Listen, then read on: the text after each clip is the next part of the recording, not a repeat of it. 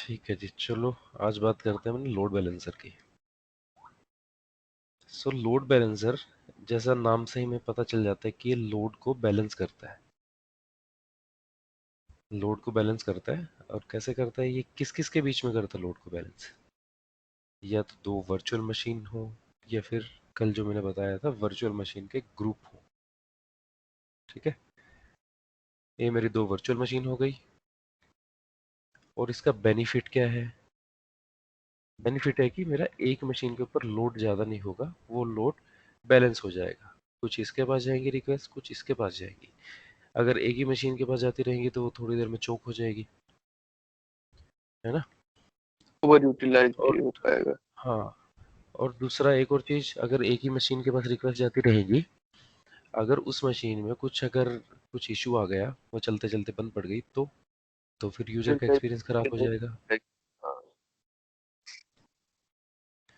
तो उस हिसाब से भी ठीक नहीं है। ईवीएम ग्रुप,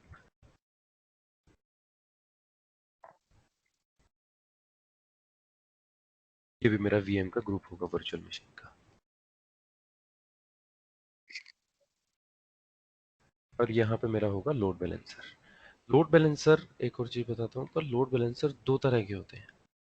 एक लोड बैलेंसर होता है मेरा इंटरनल, और एक होता है एक्सटर्नल। सो इनमें क्या डिफरेंस है वो भी बताते हैं। तो अब है ये है मेरा एलबी, लोड बैलेंसर। और इसको बनाने जा रहा हूँ मैं एक्सटर्नल लोड बैलेंसर। ये हो गया जी मेरा एलबी। अब ये एक्सटर्नल क्यों है, इंटरनल क्यों नहीं है? एक्सटर्नल क्यों है ये? क्योंकि बाहर से जो भी ट्रैफिक आएगा, जितने भी वर्ल्ड में जितने जो भी यूजर होंगे हमारे, वो यहाँ पे हिट करेंगे।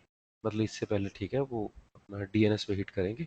डीएनएस के बाद ट्रैफिक आएगा सारा का सारा इस पे। ठीक है जी, इस पे। और उसके बाद ये लोड बैलेंस कर देगा, लोड बैलेंस कर देगा, कुछ रिक्वेस्ट यहाँ पे भेज देगा, कुछ यहाँ पे भेज देगा। अब एग्जांपल ले रहे हैं हम कि हमारे दो ही हैं ये बैकएंड, जहाँ पे लोड बैलेंस करेगा, बट प्रोडक्शन में बहुत सारे होंगे। तो एक रिक्वेस्ट गई मेरी यहाँ पे, एक गई मेरी यहाँ पे। और हम यहाँ पे रूल लगा सकते हैं कि मुझे एक तो ये चाहिए कि मेरी दो रिक्वेस्ट यहाँ पे जाए, दो यहाँ पे जाए, कुछ ऐसा कर सकते हैं। या फिर हम ऐसा कर सकते हैं कि जैसे ही इसकी यूटिलाइजेशन 40% से ऊपर जाए, सीपीयू यूटिलाइजेशन, उसी टाइम पे ही स्टार्ट कर देगा यहाँ पे रिक्वेस्ट को भेजना। फिर उसके बाद जब इसकी यूटिलाइजेशन 40 से जाएगी, 40 से ऊपर, फिर उस यहाँ दोबारा इसमें भेज देगा। तो ये रहता है इसका। फिर एक आता है internal load balancer. Internal load balancer क्या करता है? जो आपका इंटरनल, जैसा कि नाम से ही पता चलता है, जो इंटरनल सर्वर्स होंगे उनका लोड बैलेंस करेगा। ठीक है जी, ये मेनली यूज किया जाता है डेटाबेस के लिए। ठीक है, तो वर्चुअल मशीन को, ठीक है, वर्चुअल मशीन ये अपनी लोड बैलेंसर फिर फ्रंट में ही रखी है। बट जो डेटाबेस होते हैं, डेटाबेस मोस्टली मोस्टली क्या, हमेशा ही बैकएंड में रखे जाते हैं, और अपने प्राइवेट सबनेट में रखे जाते हैं। तो इसमें क्या होगा, इसमें भी अब हमें मान लो कि यहाँ पे लोड बैलेंस करना है। यहाँ पे मेरा वर्चुअल मशीन डेटाबेस के पास जाएगा, और फिर हमें पीछे हमारे मल्टीपल डेटाबेस हैं, तो हम यहाँ पे दोबारा से फिर हमें एक इंटरनल लोड बैलेंसर लगाना पड़ेगा।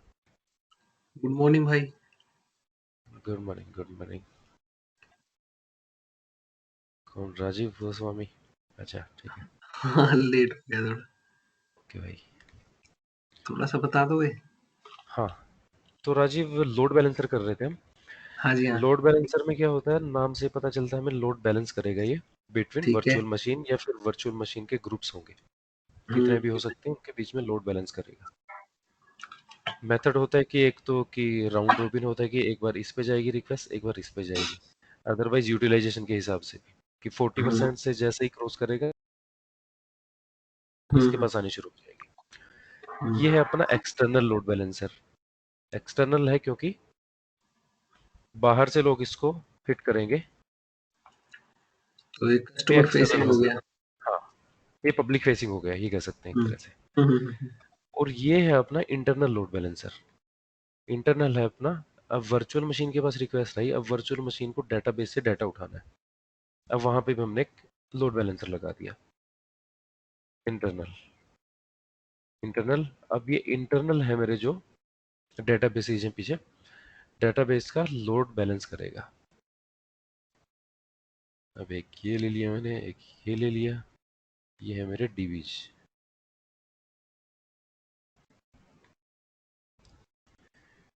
डीबी, ये मेरा सेकंड डीबी है। तो इनमें तो डिफरेंस क्लियर हो ही गया होगा कि इंटरनल क्या होता है। इंटरनल होता है जो इंटरनल, और एक्सटर्नल होता है जो पब्लिक फेसिंग होता है अपना। सिंपल है। जो इंटरनल लोड बैलेंसर का है उसका एक्सेस किसी बाहर वाले को नहीं होगा, हम्म। इंटरनल बंदों को ही होगा। ठीक है जी। तो ये अपना डायग्राम है। अब हम क्या क्या बनाने जा रहे हैं। अब सबसे पहले अपनी टास्क है, हम एक वर्चुअल मशीन का ग्रुप बनाएंगे।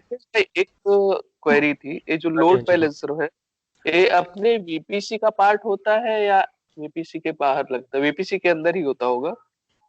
लोड बैलेंसर वीपीसी के अंदर नहीं लगता, बाहर लगता है। बाहर लगता है, ठीक है। बाहर लगता मतलब ये नेटवर्क का पार्ट नहीं होता है। है नहीं। ठीक है। और एक और इंटरेस्टिंग चीज, आप इसका ट्रैफिक फायरवॉल से रेस्ट्रिक्ट नहीं कर सकते, कंट्रोल नहीं कर सकते फायरवॉल से कि क्या आएगा क्या जाएगा। लोड बैलेंसर को कुछ भी ट्रैफिक जो आपके जीसीपी की फायरवॉल होती है उससे। ठीक है। मतलब अगर यहाँ पे कुछ अटैक हो रहा है, यहाँ पे अगर चाहते हो कि किसी आईपी को ब्लॉक करना, तो फायरवॉल से नहीं होगा। फायरवॉल का वर्चुअल मशीन, मतलब यहाँ से आने के बाद जब वर्चुअल मशीन पे आएगा ना, तब कर सकते हो।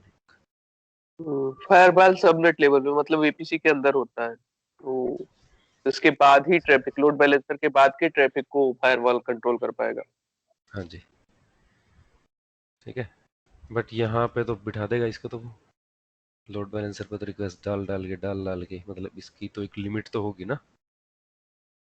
वो देखेंगे यहाँ पे अगर कंट्रोल करना हो तो कैसे करेंगे। ठीक है जी। तो अभी हम बनाने जा रहे हैं कि हमें एक वर्चुअल मशीन का ग्रुप बनाना है, और उसके लिए क्या क्या बनाना पड़ेगा हमें। उसके लिए बनाएंगे जी हम, सबसे पहले बनाएंगे हम एक इंस्टेंस का टेम्पलेट। इंस्टेंस टेम्पलेट बनाएंगे। फिर इंस्टेंस के टेम्पलेट से हम क्या बनाएंगे, एक इंस्टेंस ग्रुप बनाएंगे।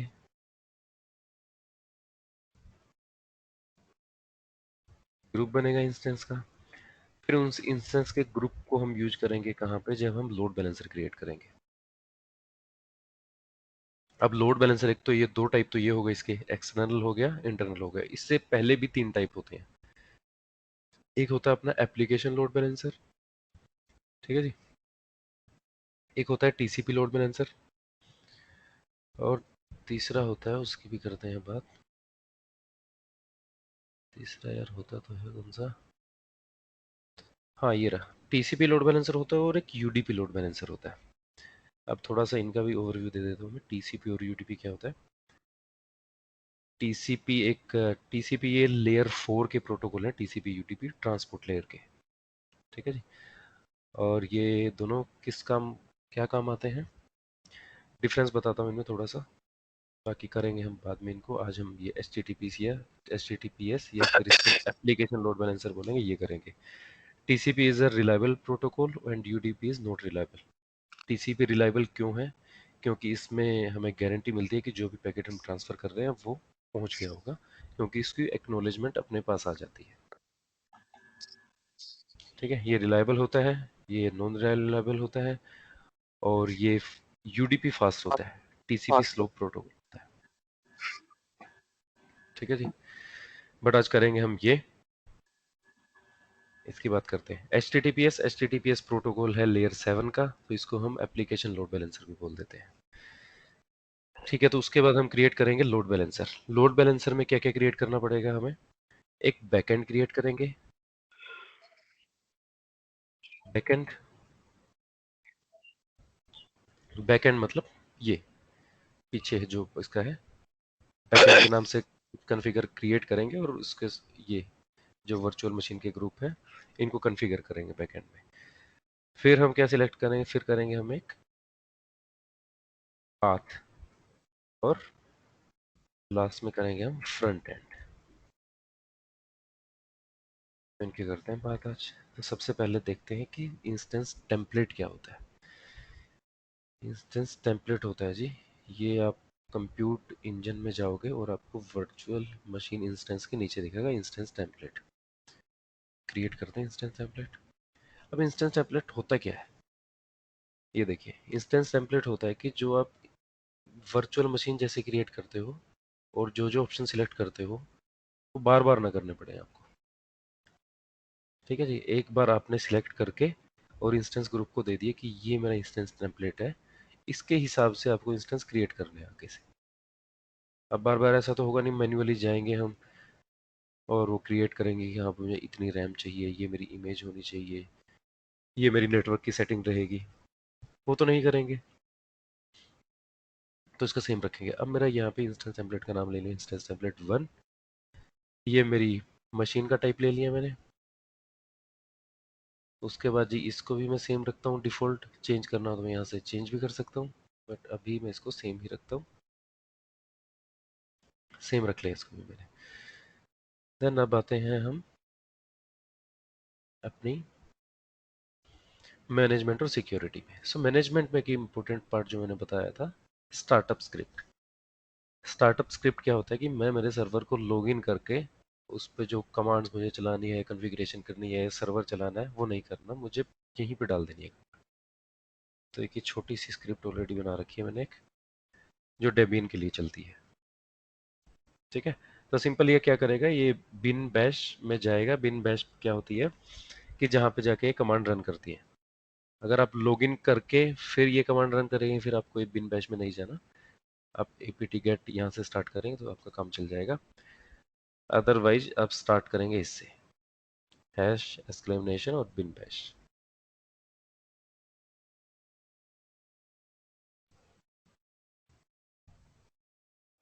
ठीक है, तो उठा के स्क्रिप्ट को मैंने यहाँ डाल दिया। अब ये क्या क्या उसके बाद करेगी, बिन बैश में जाएगा, फिर apt get अपडेट, जितने भी पैकेजेज होंगे लिनक्स के उनको अपडेट करेगा। फिर उसके बाद ये क्या करेगा, अपाचे 2, अपाचे सर्वर होता है उसको इंस्टॉल करेगा। ठीक है जी, उसके बाद फिर अपाचे सर्वर इंस्टॉल करते ही एक HTML की फाइल आ जाती है। ये वार में जाके www HTML और वहाँ पे index.html यहाँ पे जाएगा। यहाँ पे जाने के बाद ये टाइप करेगा मेरा सर्वर, मेरे को 1 करवाना टाइप पहले इसमें, सर्वर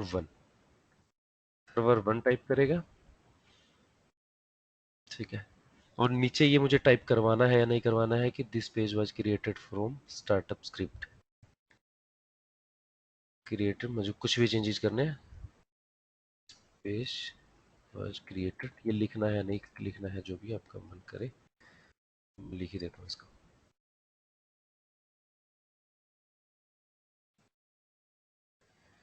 स्क्रिप्ट तो होगा क्या, मेरे सर्वर की जब पब्लिक आईपी को मैं हिट करूंगा तो मुझे ये प्रिंट होके आएगा, सर्वर 1, और नीचे ये आएगा। दोबारा से कॉपी कर रहा हूँ मैं, यहाँ से इसको हटाते हैं। अब सेकंड इंपॉर्टेंट चीज़ है अपनी जो मुझे यहाँ पे करनी है, सिक्योरिटी में जाके अगर मैं SSH की डालना चाहता हूँ, मुझे लॉगिन करके देखना, तो SSH की डाल सकता हूँ। ठीक है, बट मुझे इसको लॉगिन करना ही नहीं है, और वो भी पुट्टी के थ्रू। फिर आता है नेटवर्किंग। नेटवर्किंग में हम क्या करेंगे, मैंने एक VPC बना रखा है मेरा, माई VPC करके, और इसमें 2 सबनेट बना रखे हैं ऑलरेडी, एक एशिया ईस्ट 1 में और एक US ईस्ट 1 में। एशिया ईस्ट 1 में मैंने इसको कर दिया, सिलेक्ट कर लिया, और फिर एक्सटर्नल आईपी में भी ले रहा हूँ मैं। बट दोबारा से बता रहा हूँ, कभी भी प्रोडक्शन में एक्सटर्नल आईपी दिया नहीं जाता। अभी मैं इसको एक्सटर्नल आईपी क्यों दे रहा हूँ, जस्ट फॉर टेस्टिंग के लिए, कि अगर लोड बैलेंसर काम नहीं करता है तो हम अपने सर्वर की आईपी को हिट करके देखेंगे, उसके लिए। अदरवाइज इसकी कोई ज़रूरत नहीं होती एक्सटर्नल आईपी की। क्योंकि फ्रंट एंड में अपना लोड बैलेंसर है और जो भी यूजर्स हैं वो लोड बैलेंसर को हिट करेंगे, और अगर हमें लॉगिन करना है तो हम लॉगिन किसके थ्रू करेंगे, आइडेंटिटी अवेयर प्रॉक्सी के थ्रू करेंगे लॉगिन। सिंपल है। तो मेरा टेम्पलेट क्रिएट हो गया।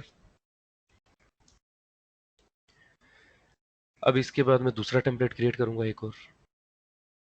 ठीक है, दूसरा टेम्पलेट क्रिएट करूंगा, या फिर मुझे अगर सेम टेम्पलेट यूज करना है सेम टेम्पलेट यूज करूंगा। अगर मैं चाहता हूं कि मेरे जो ग्रुप हैं वो एक ही रीजन में रहे तो एक ही रीजन में, अदरवाइज मेरे अलग अलग रीजन में कर सकता हूँ मैं। इंस्टेंस 1 हो गया मेरा। अब दूसरा कर लेते हैं एक और जल्दी से, मेरा इंस्टेंस टेम्पलेट 2। ठीक है, सेम रखते हैं सब कुछ। उसके बाद सिर्फ चेंजेस करते हैं हम कहाँ पे,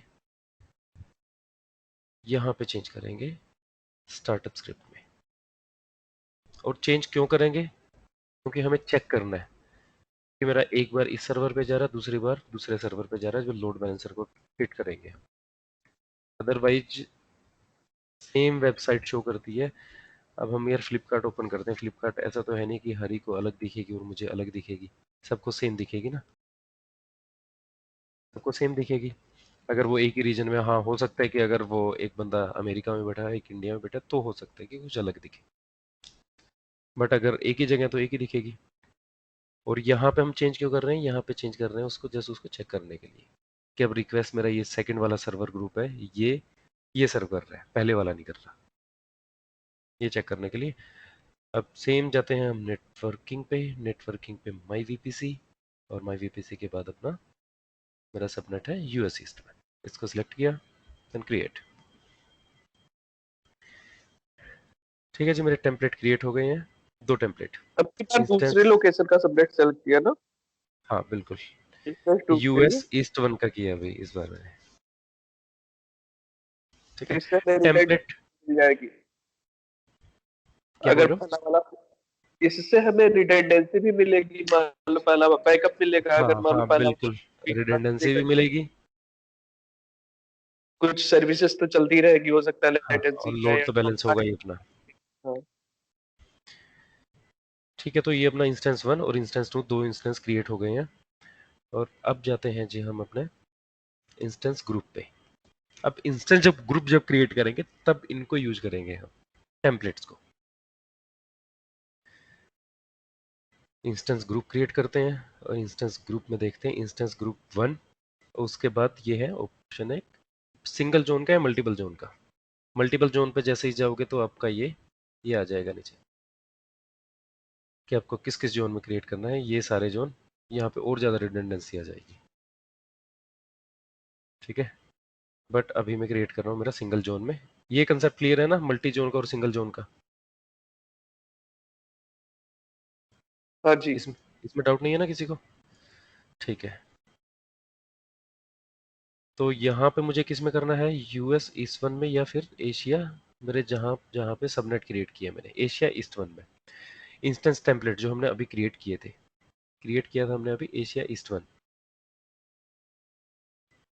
ओके, अच्छा भाई, हम सेम इंस्टेंस टेम्पलेट को 2 बार यूज नहीं कर सकते, एक ही बार यूज कर सकते हैं। ये मेरे ऑलरेडी मैंने यूज कर रखे हैं, ये यहाँ पे शो नहीं कर रहा। ठीक है, मतलब इंस्टेंस ग्रुप अगर टेम्पलेट को एक बार यूज कर लिया तो दूसरा इंस्टेंस ग्रुप उसको यूज नहीं कर पाएगा।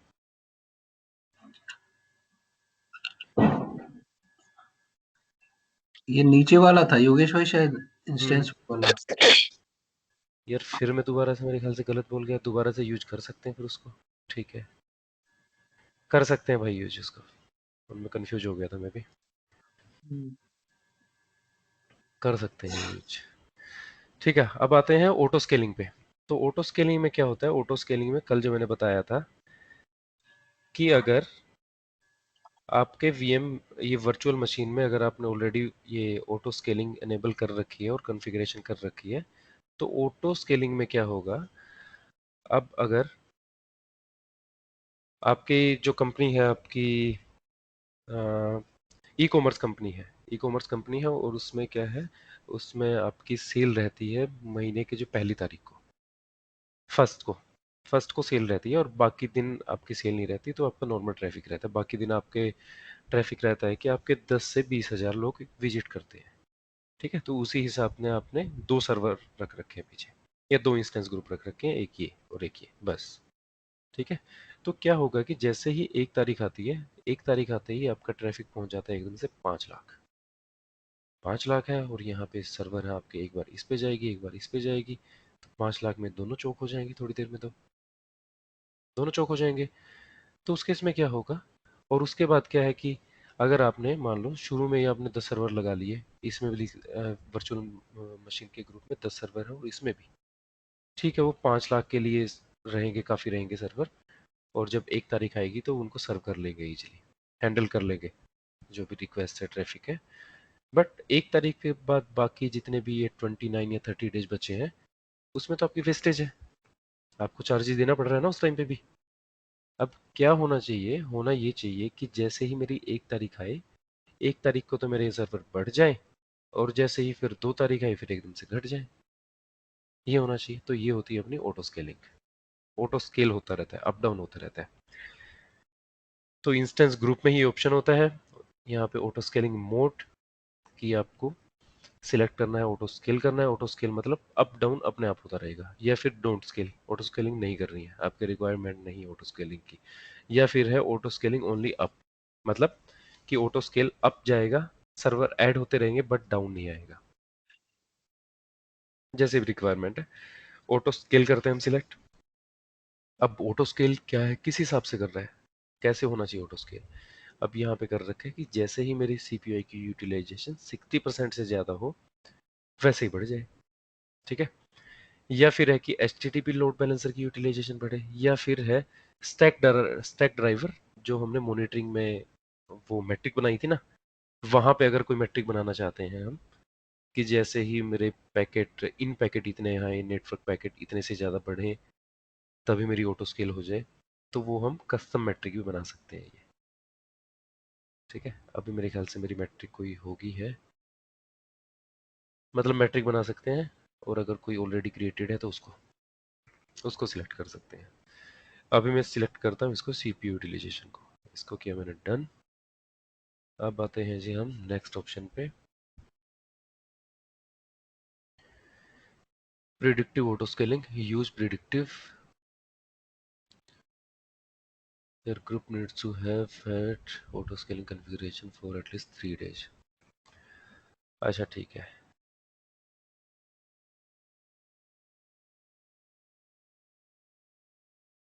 ठीक है, इसको ऑप्शन को हम सिलेक्ट नहीं कर पाएंगे। इसको जब हम ऑटो स्केलर को अपने 3 दिन हो जाते हैं उसके बाद अनेबल होता है ये ऑप्शन, ठीक है। उसके बाद है ये cool down period. Cool down period क्या होता है कि आपका जब नया कोई भी वर्चुअल मशीन आपकी ऑटो स्केलिंग में ऐड होगी तो उसको कितना टाइम लगेगा, मतलब कोई भी मशीन ऐड होती है उसके बाद जैसे अपना अपनी जो लैपटॉप है वो बूट करता है, वैसे ही बूट करेगा, वो स्क्रिप्ट है स्टार्टअप स्क्रिप्ट, वो रन करेगी उसमें, तो थोड़ा टाइम तो चाहिए उसको, ठीक है। तो हमने ये डाल दिया है। तो योगेश भाई ऐसा तो नहीं होता है कि जब मशीन आउट होती है, स्केल आउट होती है, तो कितना टाइम लगेगा उसको रिमूव होने में? एक होता है वार्म अप पीरियड, एक होता है कूल डाउन पीरियड। हाँ, मतलब जो वार्म अप नई मशीन आएगी उसको कूल हाँ, डाउन होने में, नॉर्मल आने में कितना टाइम लगेगा, ओके कि वो रिक्वेस्ट सर्व करना स्टार्ट कर दे, ओके। ठीक है। और उसके बाद हम क्या चाहते हैं कि मेरा स्केल कहाँ तक जाए, 1 से लेके मिनिमम नंबर मेरा 1 रहे, मैक्सिमम कहाँ तक जाए, 2 जाए, 3 जाए, 10 जाए। यहाँ पे आप कुछ भी सिलेक्ट कर सकते हो, बट आप इसमें 2 ही सिलेक्ट करना है, क्योंकि अपनी यहाँ पे कोटा लिमिट होती है, मैक्सिमम 4 तक जा सकते हैं, 5 तक जा सकते हैं, ठीक है। तो अब 2 या 3 सिलेक्ट कर लेना, ठीक है जी। उसके बाद ये ऑप्शन है कुछ, आप ये देख लेना, scales in control. Scales in control ये क्या कहते हैं, if your workload take many minute to initialize, ठीक है। तो स्केल को कंट्रोल में रखेगा ये, एकदम से आपका अगर ट्रैफिक है तो एकदम से उसको नहीं लेके आएगा डाउन, ठीक है। ये देख लेना, कुछ ऑप्शन दे रखे हैं इन्होंने, इंपॉर्टेंट ऑप्शन उनको कर लेते हैं। अब आती है जी बात आपकी हेल्थ चेक की।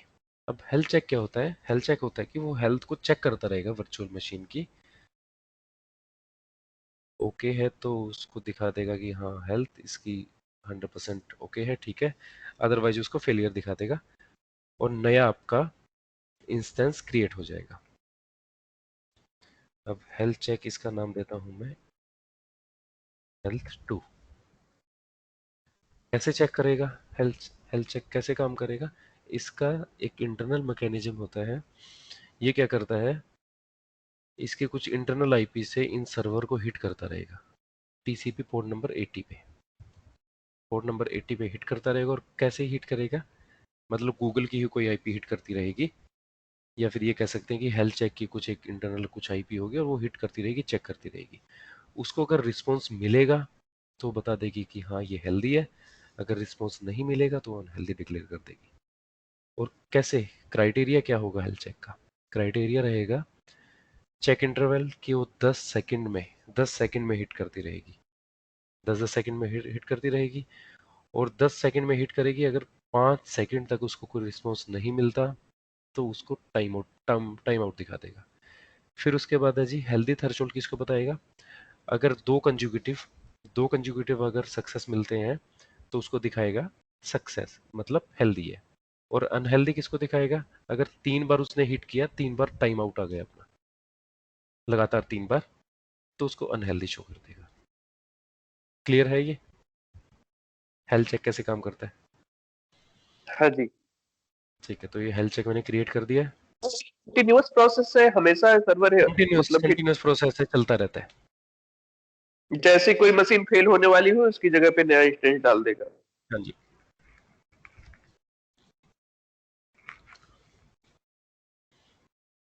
ठीक है जी। और ये मेरा initial delay, the time to allow an instance to boot and application to fully start. यार इनमें मुझे भी अब डाउट लगने लग गए, कूल डाउन में और इसमें initial. Specify how long it takes your app to initialize your boot time until it is ready to serve। एक जैसे से है ये।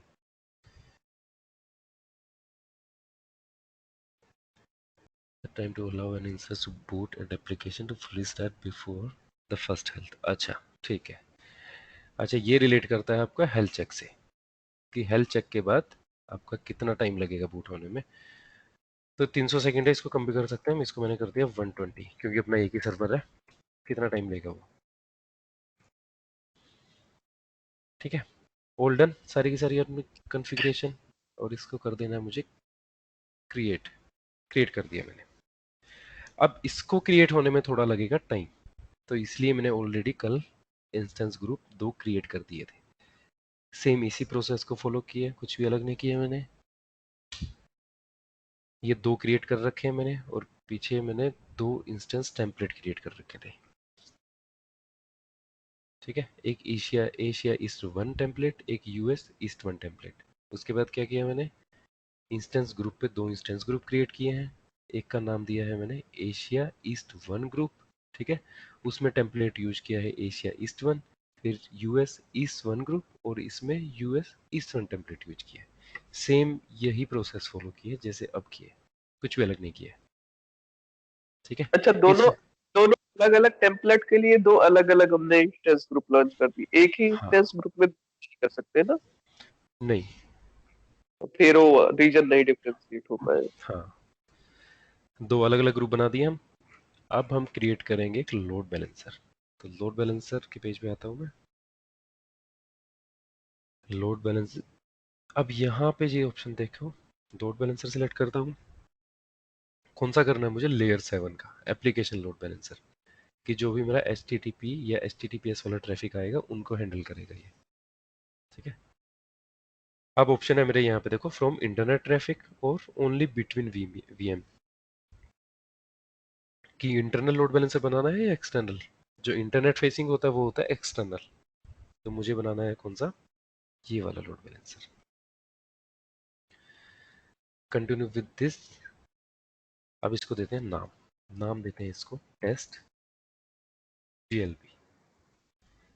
GLB क्या होता है? Global load balancer. नाम दिया मैंने।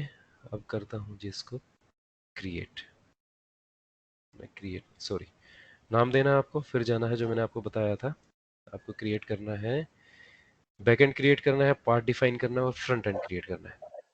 तो बैकएंड में जाएंगे, बैकएंड में मतलब क्या, पीछे कहाँ पे जाए आपकी रिक्वेस्ट। तो ऑप्शन आएगा, एक तो बकेट का एक ऑप्शन कि भाई जो मेरा बकेट में जो कंटेंट रखा है वो सर्व होता रहे, कि बकेट में आपने कुछ फोटो रख दी है, कुछ स्टैटिक कंटेंट है, वो सर्व होता रहे। अदरवाइज क्या है आपका, आप क्रिएट करेंगे यहाँ पे दोबारा से क्रिएट, मैं इसका नाम देता हूँ मेरा टेस्ट बैकएंड। टेस्ट बैकएंड मैंने इसको नाम दिया है, और उसके बाद क्या बैकएंड टाइप क्या है मेरा, इंस्टेंस ग्रुप, जो मैंने अभी बनाए हैं इंस्टेंस ग्रुप। और भी होते हैं, इनको अभी नहीं करेंगे हम डिस्कस, कंफ्यूजन करेंगे क्रिएट। ये इंस्टेंस ग्रुप क्रिएट किया हमने। अब क्या प्रोटोकॉल कौन सा हुआ आपका, प्रोटोकॉल अपना HTTP, ठीक है जी, HTTP। और ये टाइम आउट डाल दिया है, टाइम आउट मतलब 30 सेकंड में अगर उसको नहीं रिस्पॉन्स मिला तो टाइम आउट दिखा देगा वो। अब यहाँ पे है, हम अपना बैकएंड कॉन्फ़िगर करेंगे, वो सिलेक्ट करेंगे दोनों बैकएंड। यहाँ पे तो टाइप सिलेक्ट कर लिया था हमने इंस्टेंस ग्रुप। अब जो जो अपने थे वहाँ पे पीछे, एक तो है अपना एशिया ईस्ट 1 को मैंने यहाँ पे ले लिया, ठीक है जी। पोर्ट नंबर कौन सा होता है HTTP का, पोर्ट 80, वो डाल दिया मैंने पोर्ट 80। अब बैलेंसिंग मोड क्या कर रखना है, बैलेंस कैसे हो मेरा लोड।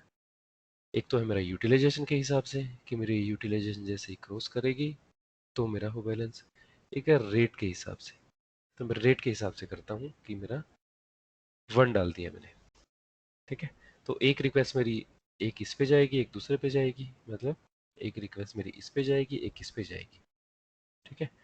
बट जैसे जब हम देखेंगे ना तो आपको दिखेगा कि हमें मतलब मल्टीपल टाइम हिट कर रहे हैं, फिर हमें ये दिख रहा है क्योंकि उसके कैशे में सेव हो जाता है अपने ब्राउजर की, ठीक है। बस थोड़ी देर में आपको दिखने लग जाएगा, मतलब कुछ टाइम आपको दिखेगा सर्वर 1, कुछ टाइम दिखेगा सर्वर 2, जो हमने स्टार्टअप स्क्रिप्ट में डाल रखा है, ठीक है जी। इसको करते हैं, अब करता हूँ मेरे सेकंड जो बैकएंड है उसको। एक तो कर लिया मैंने एशिया ईस्ट 1, अब दूसरे को डालते हैं। दूसरा है मेरा US ईस्ट 1, सेम वही रेट वाला करता हूँ मैं यहाँ सिलेक्ट, 1 करता हूँ सिलेक्ट, डन। अब आते हैं जी हेल्थ चेक पे। हेल्थ चेक अपना सेम वही काम करेगा जो हमने क्रिएट कर रखा है ना पहले, सेम वही हेल्थ चेक करेगा, ठीक है। अभी आता है क्लाउड आर्मर। क्लाउड आर्मर ये ऑप्शनल फीचर रहता है, इसको भी हम बाद में करेंगे क्या होता है क्लाउड आर्मर। ये हो गया क्रिएट क्रिएट मेरा। अब ये आ गया मेरा पाथ वाला, होस्ट एंड पाथ। ये ऑलरेडी मैंने क्रिएट कर रखा है एक बात, बट आपको दिखाता हूँ कि इसमें क्या रहता है। अच्छा ये तो हो गया मेरा, पाथ में आता हूँ। अब पाथ में क्या है, पाथ में मेरा बैकएंड, टेस्ट बैकएंड, मतलब जो भी मेरी रिक्वेस्ट आए वो टेस्ट बैकएंड पे जाए। बट आपने देखा होगा कि कई बार ना कुछ वेबसाइट होती हैं कि मान लो कि मेरी कुछ एक ये वेबसाइट है, मान लो HTTP cloudsum.xyz। वेबसाइट तो है कि डायरेक्टली इससे ओपन हो जाती है, और कुछ वेबसाइट है कि हम स्लैश डाल के और यहाँ पे लिखते हैं कि फाइनेंस, ठीक है। तो ये फाइनेंस का दिखाते हैं, कुछ के लिए यहाँ पे होता है, आपने तो मतलब कुछ भी लिख सकते हैं, या फिर ये कर सकते हैं कि एक मेरी रिक्वेस्ट मोबाइल के लिए जाए या डेस्कटॉप मेरे उसके कंप्यूटर के लिए जाए, तो यहाँ पे मोबाइल। ये चीज़ें कैसे डिफाइन होती है, ये होती हैं जी जब आप सर्वर में कॉन्फ़िगरेशन करते हो किसी फोल्डर में, एक अलग से फोल्डर बनाते हो यहाँ पे, उस फोल्डर को नाम देते हो मोबाइल, और वहाँ पे कंटेंट डालते हो अलग से, ठीक है। 2 फोल्डर बना दिए, एक बना दिया आपने मोबाइल का, और एक बना दिया मोबाइल में आपका अलग कंटेंट है जो अलग वेबसाइट रखी है, और जो डेस्कटॉप में रखी है वो अलग वेबसाइट रखी है। तो यहाँ पे वो पार्ट डिफाइन करोगे आप दोनों, लोड बैलेंसर में दोनों डाल दोगे। एक पे पार्ट डाल दोगे कि ठीक है मेरी मोबाइल वाली रिक्वेस्ट यहाँ पे जाए और मेरी डेस्कटॉप वाली यहाँ पे जाए, ठीक है। एक तरह से उस फोल्डर का नाम यहाँ पे डालना होगा। तो ये होता है पाथ ऐसे। अभी सिर्फ अपना बैकएंड है, बैकएंड अपना कौन सा है, बैकएंड सर्विस में जाएंगे, ये अपना ऑलरेडी सिलेक्ट है, ये यहाँ पे टेस्ट बैकएंड जो हमने अभी बनाया है। अब करेंगे कॉन्फ़िगर हम फ्रंट एंड। फ्रंट एंड का नाम देना है पहले टेस्ट, इसमें नाम दीजिए फ्रंट एंड, प्रोटोकॉल कौन सा रहेगा? प्रोटोकॉल की मेरी जो भी रिक्वेस्ट आएंगी वो एचटीटीपी करेंगे। अब ये भी पता होगा आपको कि कुछ पे अपना एचटीटीपी चलता है, कुछ पे चलता है एचटीटीपीएस। इनमें क्या डिफरेंस है? अब एचटीटीपीएस जो मेरा प्रोटोकॉल है वो सिक्योर है। सिक्योर क्यों है? क्योंकि जैसे ही हम ये एचटीटीपीएस सिलेक्ट करेंगे, एक ऑप्शन आ जाएगा यहाँ पे नीचे सर्टिफिकेट का। ठीक है, तो इसके साथ हमें सर्टिफिकेट लगाना पड़ता है। अब अपना सर्टिफिकेट साथ में लगा होगा तो इसको सिक्योर शो करेगा ये, क्योंकि मतलब एक तरह से इसकी चाबी या की हो गई। सर्टिफिकेट क्या होता है कि उसको वेरीफाई करेगा पहले कि ट्रैफिक एनक्रिप्टेड है या नहीं है, तो उसको तो कनेक्शन एस्टेब्लिश होगा, अदरवाइज नहीं होगा। बट अभी हम सर्टिफिकेट परचेज नहीं करना चाह रहे हैं, ये चार्जेबल रहते हैं सर्टिफिकेट भी। एचटीटीपी करेंगे और एचटीटीपी के बाद क्या करेंगे, मेरा आईपी कौन सा रहेगा, और आईपी मैंने एफएमएल सेलेक्ट कर लिया कि थोड़ी देर में चाहे चेंज भी होता है मुझे कोई फर्क नहीं पड़ता। ठीक है, ये मेरा फ्रंट एंड आईपी रहेगा। मुझे सिर्फ इस आईपी की जरूरत रहेगी, वर्चुअल मशीन पे आईपी हो या ना हो कोई फर्क नहीं पड़ता मेरा। ठीक है, एफएमएल और ये पोर्ट 80। अब मैंने कर दिया इसको, रिव्यू करते हैं कि आपका ओल्ड सब कुछ ठीक है ना, उसके बाद क्रिएट करते हैं। ठीक है, अच्छा अब आपको एक चीज़ और दिखाता हूँ इंटरेस्टिंग। ये मेरे दो इंस्टेंस ग्रुप क्रिएट हो गए हैं, एक ये और एक ये। अब पीछे आपको वीएम इंस्टेंस में दिखाता हूँ पीछे क्या हुआ है। पीछे देखो, मैंने अभी तीन तीन हो गए ना मेरे इंस्टेंस ग्रुप, तीसरा भी हो गया होगा क्रिएट। तो उन्होंने एक एक इंस्टेंस क्रिएट कर दिए अपने आप, और इन इंस्टेंस को मैं यहाँ से कंट्रोल नहीं कर पाऊंगा। अगर मैं चाहता हूँ कि डिलीट करना है तो यहाँ से कुछ नहीं कर पाऊंगा, ना डिलीट ना स्टॉप ना कुछ भी। वो सब मेरा इंस्टेंस ग्रुप से और टेम्पलेट से होंगे चेंजेस ये, क्योंकि ये कंट्रोल तो वहीं से हो रहे हैं। ये 3 क्यों क्रिएट हुए? 2 ही क्रिएट होता था ना। तीन इसलिए हुए हैं जी, क्योंकि हमने तीन इंस्टेंस अपना तीसरे वाला ग्रुप भी रन कर गया है। ओके, ठीक है। ठीक है, और हमने वहां पे रूल लगा रखा है कि मेरा मिनिमम एक इंस्टेंस रहे, तो मिनिमम एक इंस्टेंस आ गया है मेरा। और जैसे ही मेरी सीपीयू यूटिलाइजेशन 60% से क्रॉस करे तो मेरा एक एक और आ जाए। मतलब यहाँ पे अगर तीनों पे क्रॉस कर जाएगी तो मेरे 6 हो जाएंगे यहाँ पे अपने आप ही, मुझे कुछ नहीं करना पड़ेगा। ठीक है, तो मेरा ये हो गया रेडी लोड बैलेंसर। इतना ही करना था लोड बैलेंसर में। और ये इसने हेल्दी दिखा दिया है कि मेरे वर्चुअल इस पे पीछे इंस्टेंस ग्रुप कितने हैं, 2 हैं, और 2 के तो हेल्दी है। ठीक है, तो ये हेल्थ चेक था मेरा किसके लिए, इंस्टेंस ग्रुप के लिए, और इंस्टेंस ग्रुप पे हेल्थ चेक था किसके लिए, वर्चुअल मशीन के लिए। ठीक है, और इंस्टेंस ग्रुप पे दिखाएगा हेल्दी किसको, वर्चुअल मशीन को, कि मेरी एक एक वर्चुअल मशीन है और हेल्दी है वो। यहाँ पे इसने हेल्दी दिखा दिया। अब क्या होना चाहिए, अब अगर ये मेरे फ्रंट एंड की आईपी होगी, इस आईपी को अगर हिट करता हूं मैं ओटीटी के साथ, तो मुझे क्या दिखाएगा, मुझे दिखाएगा सर्वर 1 या सर्वर 2। यही फॉर्मल आईपी है लोड बैलेंसर की, एक्सटर्नल ये आईपी एफएमरल आईपी है, एफएमरल मतलब चेंज होती रहेगी, हमने चेंज स्टैटिक होती रिजर्व रहेगी। नहीं की है। जो रिजर्व करना एक्सटर्नल चाहे तो, जब मैं अभी कॉन्फ़िगर करवाया था, मतलब ये हाँ, फॉर्मल वो किया था, राइट सेट राइट। किया था। तो यहाँ तक किसी को कुछ डाउट हो तो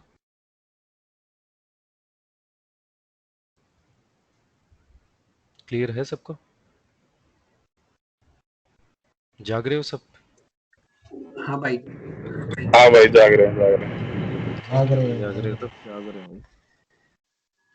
अब इस आईपी को हिट करते हैं हम, देखते हैं कि क्या रिजल्ट आता है इस आईपी को हिट करने से। भाई एचटीटीपी वैसे अपने आप उठा लेगा ये। ठीक है, देखिए ये मेरा आया सर्वर 1। अब मतलब सर्वर 1 का मतलब क्या है कि मेरी जो रिक्वेस्ट सर्व हो रही है सर्वर 1 से, इससे हो रही है, इससे हो रही है सर, सर्वर 1। और ये है मेरा सर्वर 2। अब मेरी लोड बैलेंसर पे मैंने रिक्वेस्ट किया, इसकी आईपी को हिट किया, मेरी रिक्वेस्ट गई यहाँ पे सर्वर 1 पे।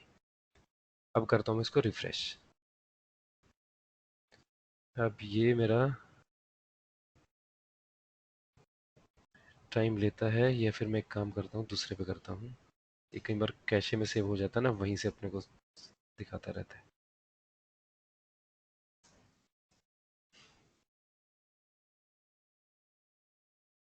चाहिए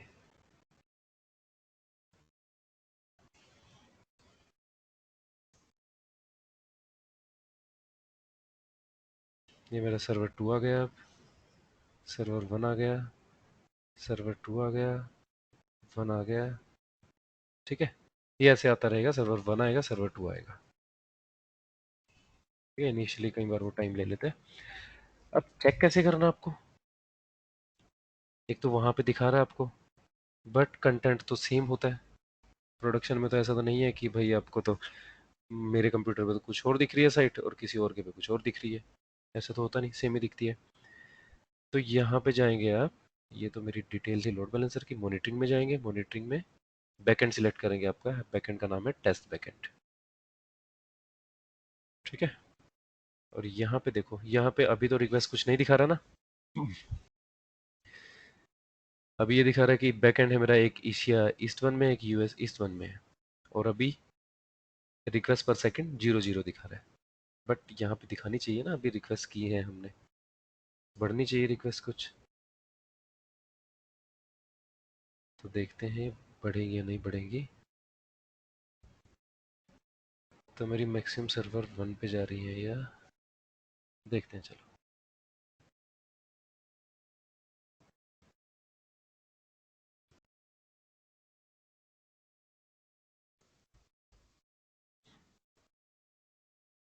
तो मेरी वहां पर रिक्वेस्ट देखनी है। अब मैं रिक्वेस्ट कर रहा हूँ बार बार, इसको बार बार हिट कर रहा हूँ, और वहां पे मुझे दिखनी चाहिए ये। अब देखते हैं, इसमें रिफ्रेश करके देखते हैं इसको।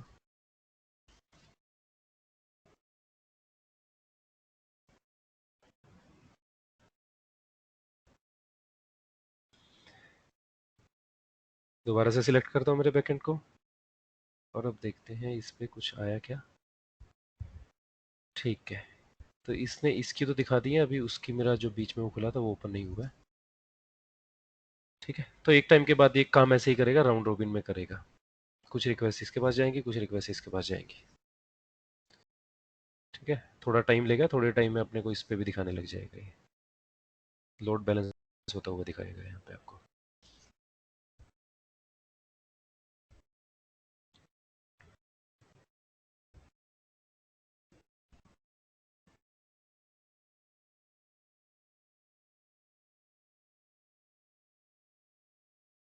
तो थोड़े टाइम में होगा आपका, यहाँ से इस तरफ जाते हुए दिखा देगा आपका कि लोड बैलेंस हो रहा है।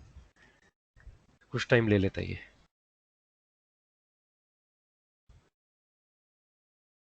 हेमंत, रिकॉर्डिंग बंद करना।